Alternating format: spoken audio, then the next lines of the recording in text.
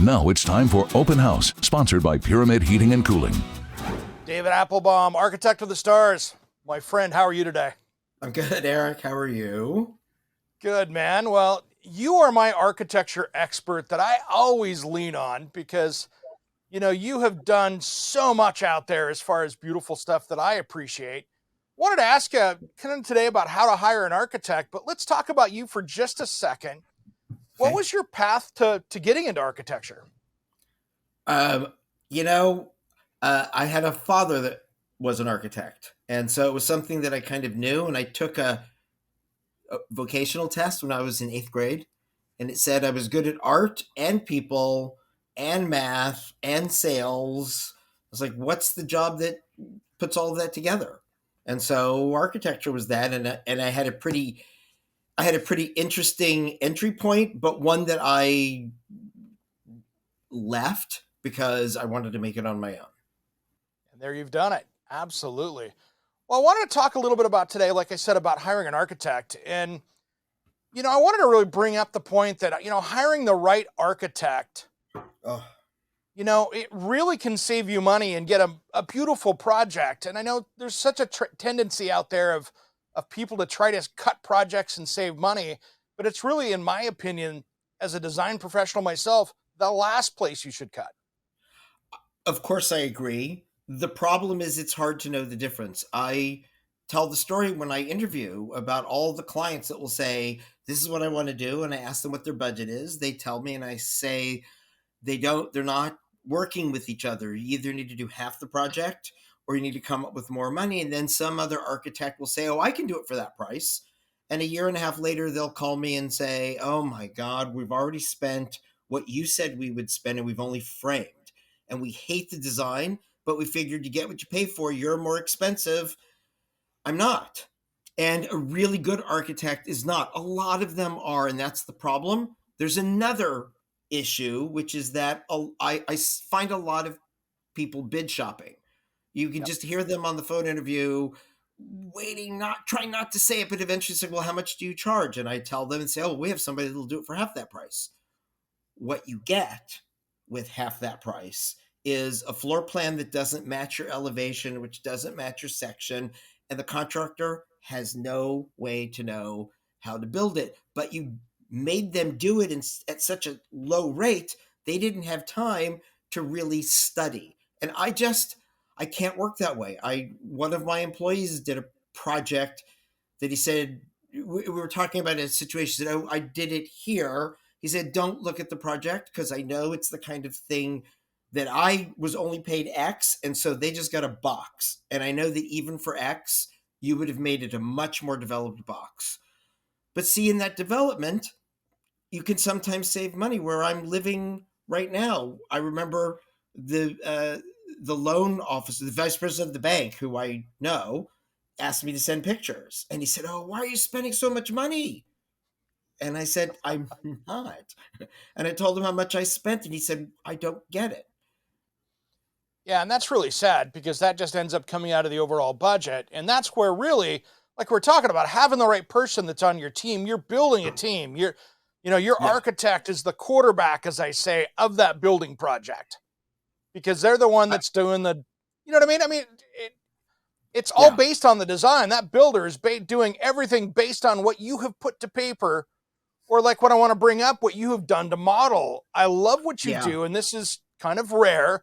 A lot of people have gone to 3D modeling and stuff out there, but you really still build that old school hand built model. Because I'm designing a three-dimensional object. And if you've seen an MC Escher drawing, you will know that you can lie on a piece of paper and make it look like it works in 3 dimensions, but the staircase just goes in a loop and doesn't actually go up to a second floor. So, yeah, I mean, I actually, somebody I'm working with just bought a 3D printer and they're trying to get me to make 3D prints of all my projects. And my comment is, you can't do a 3D model unless you know where everything exactly is. And my models, are made with different kinds of very thin cardboard so that you can see, you Yep. can, well, that one you can't, that the white on white is, but this way I can rip this off and put a new top on or a new side on. But I mean, even this is just a simple study model of the garage, but Yeah. it all flows together. So that if you're walking from here around here, it has a completely different experience. By the way, that's the slope. See, it's on a hillside. So, but Nice. Nice. but if I were to For draw example. this, if I were to draw this, I wouldn't quite understand how steep it is unless I have a chance to feel it. There's also something else. I love working on a computer. It's very helpful. But when I was drafting, this is a 6-foot tub at 1/8 inch scale. And there it is Yep. at 1/4 inch scale. I've done it so many times, I could draw by hand and get it pretty close. When you're on a computer, depending on where you're zoomed, this could be 6 inches, 6 feet, 6 miles. You don't Yeah. know. So, Yeah. You lose scale, right? yeah, and see, that's it. Most houses that I see, especially now with all the flippers and all of the low priced fees, are just what I call wedding cakes, a floor, a second floor, and a Pizza Hut roof around the top, because that's the easiest thing to do. But it doesn't really have a sense of scale. Much is not only is it not pretty, but there is no entry that's at human level. There is no flow. There is no. I could go on and on my soapbox, and I'll spare you. But so I tell all of my clients, when you're working with me, you see that, you call it a doorknob. To me, it's a handshake that welcomes you into the next room. So That's how it goes, though. That's how it Yeah. goes. And, it's interesting. You have had some of the who's who of clients out there, which I absolutely love. And of course, all these high profile clients as well come with their, non disclosure agreements as well. But what are some of the fun projects you've done? Or what's one of the ones recently that you go, oh, that was a fun challenge and a fun person to work with? Pretty much they all are. Actually, recently, it's a lot more difficult recently because it's been so hard to get materials and everything takes forever, and the project gets really frustrating for every member of the team, which makes it a lot less fun. I mean, I've got one client right now who, you don't see this anymore. Back in the 50s and 60s, people would hire a specific architect to get a style, a case study home or something like that, and kind of make a statement about where they were living. Well, now everybody just wants to fit into the HGTV mold where Yep. everything looks like a dark gray to black and white barn.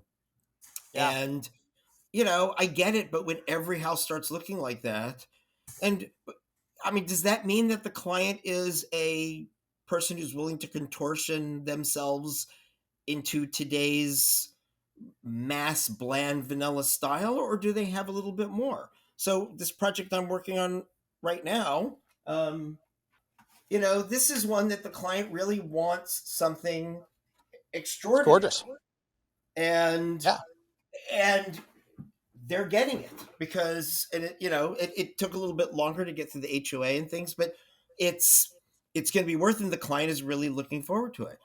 But a lot of my clients, what's fun, I mean, I had a client who put in a Indiana Jones style rope bridge recently, and although that's not high design, it was a lot of fun to draw, and it was a lot more fun to see it get put up. No So, question. even with the high profile and the low profile, people want something that people should want to live in a way that they love coming home to.